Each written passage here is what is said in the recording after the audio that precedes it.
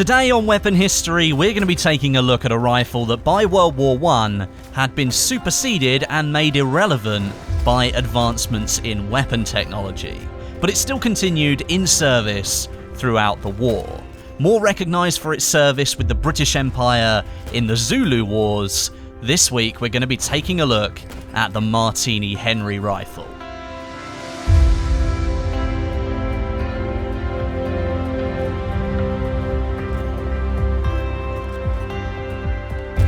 And as always with this series, we'll be taking a look at the weapon in Battlefield 1, as well as its real-life history. Now, the Martini-Henry rifle in Battlefield 1, it sits in a special position among the ranks because it's the rank 10 unlock for the Scout class as a primary weapon. With it being a rank 10 unlock, it takes a little bit of time before you reach a point that you can use it, but with most players now, some 8 months after the launch of the game, most of you will have unlocked it and likely used it a little bit. And it's really unlike any other weapon in the game. It's a single shot, breech loading system, and that means you need to adopt an entirely different playstyle from the other rifles in the game. It requires fast movement at medium range to pull off some quick, accurate shots. Why medium range though? Well, that's down to its sweet spot. The range where the rifle will do a maximum of 112 damage to the upper body. That's right, 112 damage. The Martini has a slightly different approach to the sweet spot than other rifles in the game. Between 30 and 80 meters, the rifle will do enough damage to take down an enemy with one hit to the chest or the head, and that damage value will vary between 100 and 112 in total. Although in the game, you'll only ever see it add up to 100, because that's the most amount of damage that you can do to any one player. Before that 30 meter mark, the rifle is going to do 90 damage, and after 80 meters, its damage falls off fairly steadily from that 100 value. Before the spring patch, the Martini was one of those weapons that was used by many, I think, because of its unique characteristics, having to reload after every single shot and having some extreme power at medium range. But now it's been joined by another variant, which might sound good on paper, but in practice it might not be so helpful. We now have the Martini-Henry Sniper. This variant of the weapon includes a high-powered optic and a bipod for use at longer ranges. That sounds good for a rifle, right? The Martini Infantry was intentionally restricted, however, at those longer ranges because it only had an iron sight for the player to use. You could use it at long range, but it was intentionally difficult. Now, on this new variant, you get a sniper scope. Surely that's better? Well, not really. The Martini's bullet velocity is much slower than any other rifle in the game, coming in at just 440 meters a second. And that means at long range you're going to need to lead your shots quite severely. So what's the use of having a sniper scope on a rifle that has a sweet spot damage zone between 30 and 80 meters?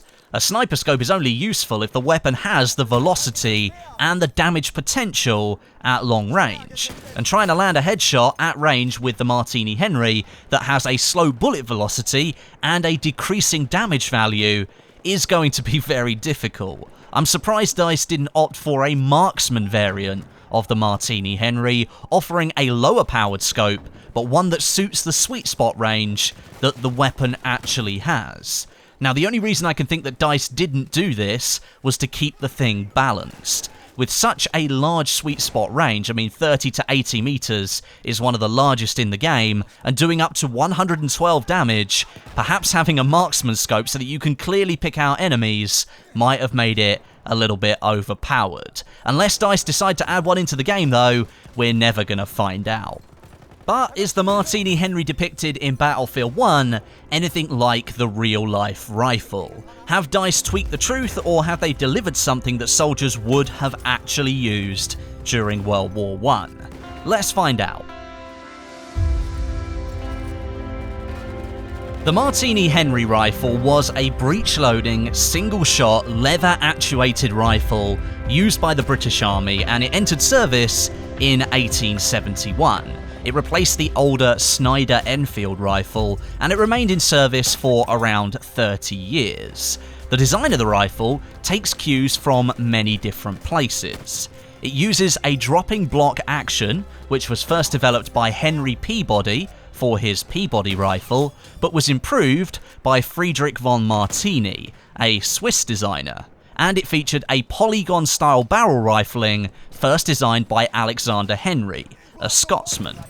The rifle came in at a full length of 49 inches, that's 124.5 centimeters, and it roughly weighed about 8 pounds and 7 ounces in its stock configuration. A bayonet could be attached, and this bumped the weight up to 9 pounds and 5 ounces, and the length out to an impressive 68 inches. That's 172 centimeters or so, and that's around the average height of a male human being. The weapon really fell into a category that you'd expect to see in colonial wars previous to World War I, and considering it entered service back in the late 1800s, that's exactly where it saw most of its action. One of the most notable mentions of the Martini-Henry's use was during the Anglo-Zulu War in the late 1800s. Now, during the Battle of Rorke's Drift, around 139 British soldiers defended their position against thousands of Zulus. The British garrison were vastly outnumbered, but they had strong enough defences that they could hold back the staggered attacks. Now, this feat is actually depicted in the 1964 film called Zulu, with the iconic scene showing the British soldiers employing volley fire against the Zulus. Now, this involved two lines of defense, one line firing, crouching and reloading, whilst the other line behind them moved forwards in between them, fired and then crouched as well. This movement would then continue on and on until the advancing wave were completely silenced.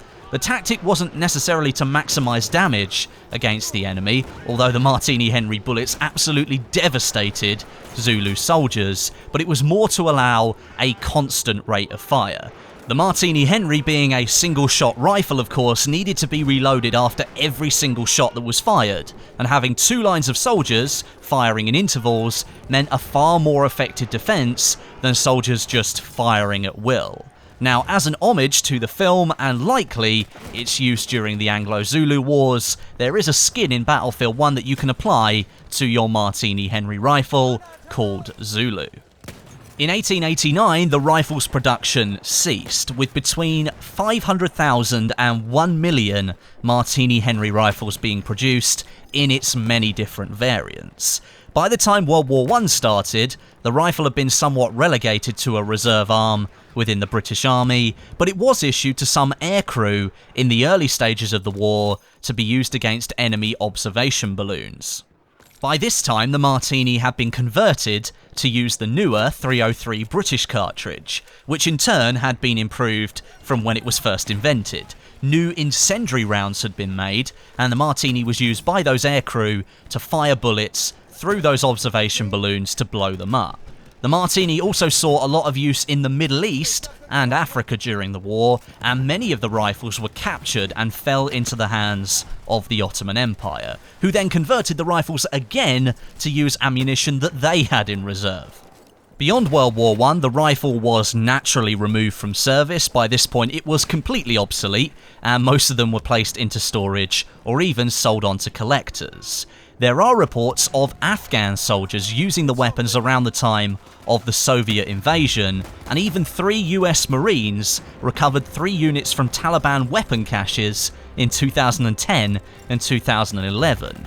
Due to its robust design and simple workings, it was a weapon that even a normal civilian could end up using. So have DICE kept the Martini-Henry in line with its real-life counterpart? I'd say they did a good job with the infantry variant, but it seems the sniper variant is fictitious, and considering it would have been better with a marksman scope, I think its inclusion in the game is a little bit disappointing. But nonetheless, thank you very much for watching. Let me know what you think of the Martini-Henry down below in the comments section, and maybe let me know which weapon you'd like to see next on Battlefield 1 weapon history. But until next time, my name is Westie, and I'll catch you guys in the next video.